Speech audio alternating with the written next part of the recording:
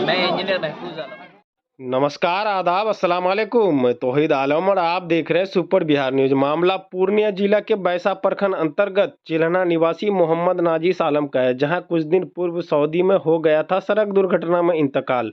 बात किए उनके चाचा इंजीनियर मोहम्मद महफूज आलम से, क्या क्या परेशानी हुए सबको लाने में। आज पहुंचा नाजिस आलम का सब चिल्हना। आप आगे इस वीडियो में देख सकते हैं उसका चाचा क्या कह रहे हैं, देख सकते हैं। पीड़ित अपनी का कंट्री नहीं है, ठीक है। जैसे कि हमारे कंट्री में कल 7 बजे लैंड हुई और आज 12 बजे हम घर लेके आ गए दिल्ली से, लगभग 17-18 घंटे में। लेकिन सऊदी और इंडिया में जब एक लाश आती है तो दोनों देश के बीच में म्यूचुअल अंडरस्टैंडिंग होती है। बहुत सारे पेपर्स बनाने पड़ते हैं। पहले तो हम लोगों से उन लोगों ने एफिडेविट लिया कि हाँ आप इनके परिजन हैं। दोस्तों, मैं आपको ये जानकारी देना चाहूँगा कि विदेश में किसी का भी मृत्यु अगर होता है तो लोग कन्फ्यूजन में पड़ जाते हैं। हमारे इलाके में सीमांचल इलाका है, कहीं ना कहीं गरीब इलाका है, तो कहीं लोग नेता पे भरोसे करते हैं।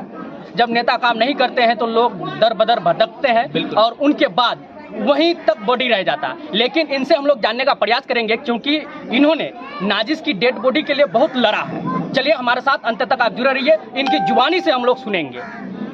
जी, तो सबसे पहला प्रोसेस होता है कि हमें एक एफिडेविट देना पड़ता है जो नोटराइज होना चाहिए, और उसमें ये कहा जाता है कि हम इसके परिवार वाले हैं, हम इनकी डेड बॉडी को यहाँ इंडिया इस लोकेशन पे चाहते हैं। ये पहला स्टेप है। ये हमें भेजना पड़ता है सऊदी के हेल्थ मिनिस्ट्री को और इंडियन एम्बेसी को, चाहे वो किसी भी कंट्री में रहे। अगर सऊदी में रहेगा तो सऊदी हेल्थ मिनिस्ट्री, अगर यूएस में कोई इंतकाल होता है तो यूएस के हेल्थ मिनिस्ट्री को, और वहाँ पे जो इंडियन एम्बेसी है उसको। ये सबसे फर्स्ट स्टेप होता है। उसके बाद उनकी लाश शिफ्ट होती है पोस्टमार्टम की। तो नाजिस बाबू की लाश जो है 11 तारीख को पोस्टमार्टम के लिए किंग फहद हॉस्पिटल में शिफ्ट हुई। किंग फहद हॉस्पिटल में 12 तारीख को दिन के 3 बजे सऊदी के हिसाब से उनका पोस्टमार्टम हो चुका था, और वहाँ से मुझे डेथ सर्टिफिकेट इशू हो चुका था। उस दिन शाम में डेथ सर्टिफिकेट मिलने के बाद हम लोग फिर इंडियन एम्बेसी में एप्लीकेशन दिए कि हमारे पास डेथ सर्टिफिकेट है, हम ये बॉडी को इंडिया लाना चाहते हैं, आप अप्रूवल दीजिए। तो वो एनओसी सर्टिफिकेट देते, एनओसी, नो ऑब्जेक्शन सर्टिफिकेट। तो इंडियन एम्बेसी वो एनओसी सर्टिफिकेट देने के बाद फिर उस सर्टिफिकेट को ऐड करके पिछला वाला सभी सर्टिफिकेट के साथ हमें हेल्थ मिनिस्ट्री, जैसे कि नाजिस बाबू सऊदी में इंतकाल किए थे तो सऊदी हेल्थ मिनिस्ट्री भेजना पड़ा था, और सऊदी हेल्थ मिनिस्ट्री ये उस चीज़ की एनओसी देती है कि इसके साथ कोई और ऐसी बीमारी नहीं है जो स्प्रेडेबल है, या कहीं जाएगा ये लाश तो वहाँ पे लोगों को वो बीमार कर देगा, या हमारे यहाँ से किसी तरह की कोई और दिक्कत इनके साथ नहीं है। वो एनओसी हेल्थ मिनिस्ट्री से मिलती है। वो हेल्थ मिनिस्ट्री से मिलने के बाद लगभग हॉस्पिटल का काम खत्म हो जाता है। लाश को मॉर्चरी में शिफ्ट कर दिया जाता है। अब यहाँ से मेन लड़ाई शुरू होती है। मेन लड़ाई में हम लोग को जो दिक्कतें ये हुई कि नाजिस बाबू वहाँ पे रोड एक्सीडेंट में इंतकाल हुए थे और लगभग 10 दिन हॉस्पिटल में थे, आईसीयू में।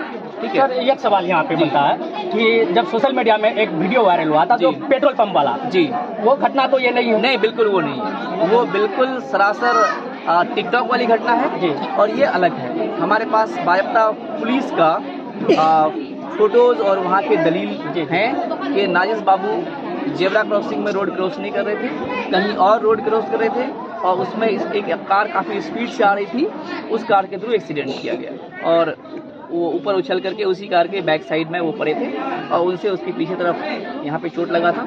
और सेम चीज़ पोस्टमार्टम रिपोर्ट में भी है, जो पुलिस वाले का है वो सेम पोस्टमार्टम रिपोर्ट में भी है। तो हम तो उनको ऑलमोस्ट सही मानते हैं क्योंकि सेम मिल गया है। सर, इसमें इसको लाने में किस किस का योगदान रहा? हाँ, इसको लाने में मैं वही बता रहा था आपको। तो वहाँ से हमारी कहानी शुरू हुई। हमने पुलिस वाले जो क्या कहते हैं ट्रैफिक पुलिस को हमने कहा कि भाई केस दायर कीजिए चूँकि मामला आपका है। तो उन्होंने वहाँ के म्यूनिसिपैलिटी कोर्ट जो होता है उसमें केस दायर किया 3 आदमी के ऊपर, एक इंश्योरेंस कंपनी के ऊपर, एक जो है जो एक्सीडेंट किया था उसके ऊपर, और एक जहाँ पे वो काम कर रहे थे उनके ऊपर। लेकिन जो कार वाला है वो बरी हो गया था फर्स्ट या सेकेंड डे में ही, क्योंकि उनकी गलती नहीं थी, क्योंकि वो रॉन्ग साइड, चूँकि वहाँ की ये बहुत ही स्ट्रांग होती है, वहाँ की जो कानून है काफ़ी स्ट्रांग है, तो 1-2 दिन में ही फैसला आ जाता है।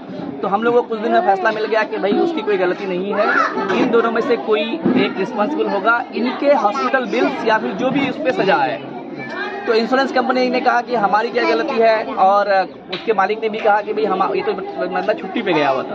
तो फिर हमने मिला जुला के कहा कि भाई सरकार से हमने रिक्वेस्ट किया कि उन दोनों में से जो भी रिस्पॉन्सिबल हो हॉस्पिटल बिल आप उनसे ले लीजिए, हमें हमारा बॉडी चाहिए। फिर हम वहाँ से अपने आप को छुड़ा करके हम गए सिविल अफेयर मिनिस्ट्री। मैं सही नाम इसलिए बता रहा हूँ कि भाई जो और लोग जानना चाहें कि कैसे क्या होता है।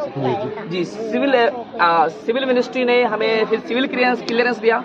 सिविल क्लियरेंस क्या होता है? सिविल क्लियरेंस ये होता है कि वो बंदा चोर नहीं है, वो डकैत नहीं है, वो वहाँ पे किसी तरह का जुल्म नहीं किया है। इस तरह की सभी क्लियरेंस सिविल अफेयर मिनिस्ट्री वाले की तरफ से मिलता है। वो भी पेपर मेरे पास है। वो लेने के बाद तब जाके आगे का प्रोसेस अब बॉडी शिपिंग का होता है। बॉडी शिपिंग का प्रोसेस काफ़ी लंबा है। काफ़ी लंबा मतलब कि आप ये कह सकते हैं कि जैसे मैं यहाँ से एक फ़ोन अगर उठाता हूँ, सामने वाला बंदा अगर फ़ोन नहीं उठाएगा तो आप कम्युनिकेट नहीं कर पाओगे। उस तरह से सऊदी हेल्थ मिनिस्ट्री एक रिक्वेस्ट रेज करती है इंडियन हेल्थ मिनिस्ट्री को कि मैं एक आदमी को यहाँ से यहाँ भेज रहा हूँ, क्या आप रिसीव करेंगे?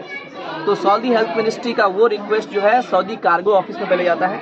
सऊदी कार्गो ऑफिस वो इंडिया के कार्गो ऑफिस में भेजते हैं। इंडिया के कार्गो ऑफिस दिल्ली यहाँ भेजते हैं। इंडिया कार्गो ऑफिस फिर यहाँ के हेल्थ मिनिस्ट्री को भेजती है। यहाँ की हेल्थ मिनिस्ट्री अप्रूव करती है उस पेपर को। फिर जाके इंडियन कार्गो ऑफिस वाले सऊदी कार्गो में भेजते हैं। फिर सऊदी कार्गो वाले सऊदी हेल्थ मिनिस्ट्री को भेजते हैं। तब जाकर के कार्गो का टिकट बनता है। ठीक है, इस प्रोसेस में हम लोग को लगभग 12 से 15 दिन लग गया।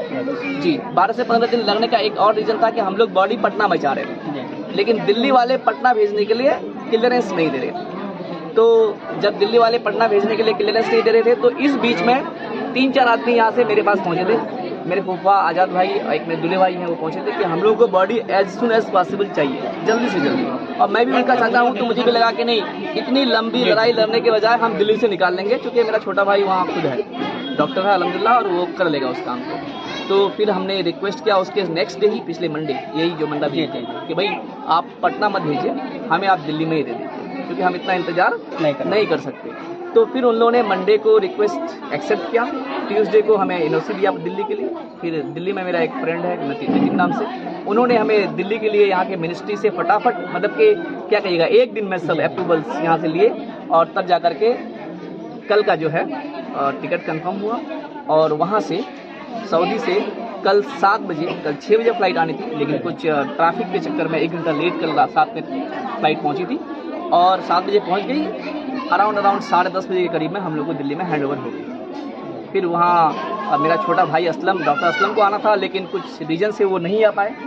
तो मेरा भांजा एक है सऊद, इंशाल्लाह फ्यूचर डॉक्टर होगा वो भी, सऊद वहाँ पे आया था, और जनरल, ये दोनों भांजा मेरा हॉस्पिटल ये एयरपोर्ट में आया था, इंटरनेशनल एयरपोर्ट में रिसीव करने के लिए। वहाँ से उन्होंने जो डोमेस्टिक एयरपोर्ट की फ़्लाइट है इंडिगो वाले, उनसे पहले से हमने बात कर रखा था, उनको दिया, और वो फिर आज सुबह 9 बजे यहाँ पे बॉडी बागडोरा एयरपोर्ट डिलीवर कर दिया। देखिए, मदद फ़ोन से सब कुछ पूछा है, मैं इसके लिए कोई ये नहीं कर रहा हूँ कि नहीं किसी ने फ़ोन नहीं किया। ऑलमोस्ट इस इलाके के, सीमांचल के जितने बड़े लीडर हैं, हर किसी ने फ़ोन किया। उनमें से सबसे हाईएस्ट फ़ोन मास्टर मुजाहिद साहब ने किया। ठीक है, और हमने किसी से क्लियरली मदद क्यों नहीं लिया था, मैं इस बारे में कई बार बोल चुका हूँ। इस वजह से कि मैं सिर्फ ये करना चाह रहा था कि क्या एक आम आदमी, एक हमारे तरह आदमी, क्या वो बगैर किसी नेता के किसी बॉडी को इंडिया लेके आ सकता है या नहीं ला सकता है? क्या हम लोग ये काम कर सकते हैं या नहीं कर सकते हैं? ये हम खुद को टेस्ट कर रहे थे, हम किसी नेता को टेस्ट नहीं कर रहे थे। नहीं, उनकी कैपेबिलिटीज़ के हमारे ऊपर हमारा कोई सवाल बिल्कुल नहीं है। ठीक है, हम खुद को टेस्ट कर रहे थे, और अल्हम्दुलिल्लाह हम सक्सेस हुए, और बहुत ही कम टाइम में। जैसा मैंने बताया आपको कि अगर हम पहले से एक्सपीरियंस देते तो 8-10 दिन और कम होता, क्योंकि पटना वाले कहानी नहीं आती बीच में, हम दिल्ली में रिसीव करते और 10 दिन पहले रिसीव कर सकते थे। लेकिन आज 1 महीना 1 दिन में हमने बॉडी रिसीव किया, और ये क्या कहिएगा, हमारे लिए तो दुख की घड़ी है, लेकिन मैं चाहूँगा कि ये दुख की घड़ी और किसी के साथ